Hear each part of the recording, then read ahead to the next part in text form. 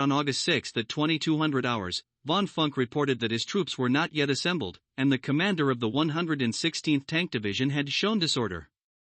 In reality, Gerhard von Schwerin, the same commander, was so uncertain of the operation's success that he didn't even order his subordinates to prepare for the offensive. This delay separated the German troops, and only on the left flank of the front did the SS tank forces manage to launch an offensive, attacking the positions of the 30th Infantry Division east of Mortain after midnight. German documents decrypted by Ultra reached the headquarters of the First Army of the United States with a delay, resulting in the Americans being inadequately prepared to repel the attack. German forces quickly captured Mortain. However, they were unable to break through the defenses of the 30th Division, and the 2nd Battalion of the 120th Rifle Regiment held Heights 314, an important objective in this operation near Mortain. Although they were cut off, they still received supplies from the air.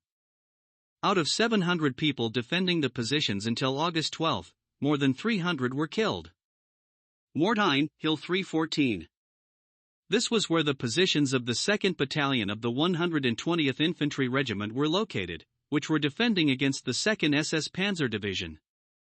In the north, a few hours after the start of the operation, the 2nd Panzer Division went on the offensive towards the southwest towards Avranches. It managed to penetrate the American positions until it was halted by the 35th Infantry Division and the main task force of the 3rd Armored Division, just 3.2 kilometers from Avranches. The German command ordered to continue the offensive until noon, so that Avranches could then be taken. By noon on August 7, the fog cleared, and a large number of Allied aircraft appeared over the field. As a result of the decryption of the Ultra documents, the 9th Air Force of the USA was reinforced by the 2nd Tactical Air Force of the Royal Air Force. Despite the Luftwaffe's claim that German troops would have full air support, Allied planes quickly gained complete superiority over Mortain.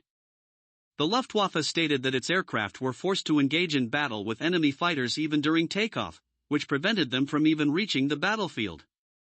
Meanwhile, in an open field to the east of Mortain, German tanks began to be attacked from the air, particularly from the rockets of Royal Air Force Hawker Typhoon fighter bombers.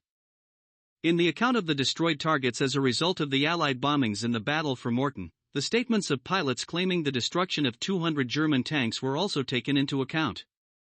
However, subsequent detailed examinations of the battlefield showed that most of the destroyed tanks were knocked out by ground forces, and that the main objective of aerial bombings was to destroy unarmored vehicles and infantry during the offensive, as well as to force German forces to take cover from air raids.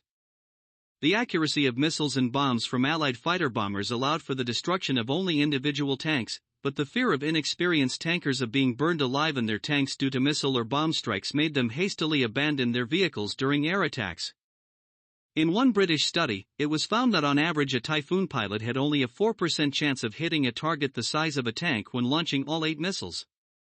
Nevertheless, a number of high-ranking German military officials held the opinion about the decisive role of the Allied air forces in disrupting the German attack.